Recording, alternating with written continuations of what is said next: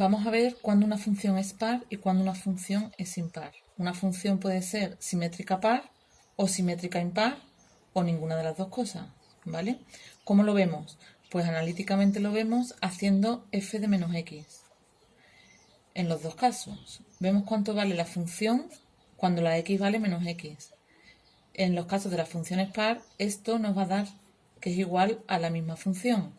Y en el caso de la función impar, nos va a dar que es el opuesto de la función, es decir, menos f de x. Vamos a ver ejemplos. Si yo tengo f de x igual a 3x, hago f de menos x. Donde ponga x, pongo menos x. Sería 3 por menos x. Esto es lo mismo que menos 3x. Menos 3x es menos f de x, ¿verdad?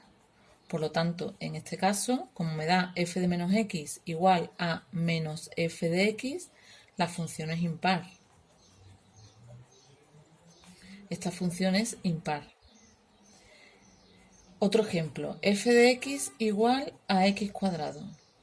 Hago f de menos x. Donde ponga x, pongo menos x. Menos x al cuadrado. Pero es que menos x al cuadrado es lo mismo que x al cuadrado. X al cuadrado es la función en sí misma, f de x. Por lo tanto, tengo f de menos x, que me queda igual a f de x. La función es par. Una función que fuera f de x igual a x al cuadrado más 1.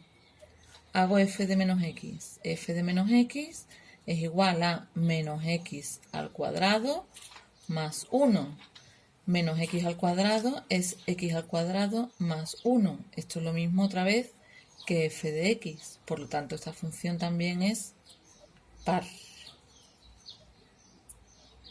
¿De acuerdo? Gráficamente, o ¿cómo sería? Si yo represento una función par en los ejes de ordenadas, me queda que es simétrica respecto al eje y, es decir, sería por ejemplo esta función, ¿de acuerdo? Aquí tenemos que f de x es lo mismo que f de menos x. ¿Lo veis? Es simétrico, es el mismo valor respecto a este eje. Si esto es 2, ¿vale? F de 2 es lo mismo que f de menos 2. Para que fuera impar, ¿qué tendría que pasar?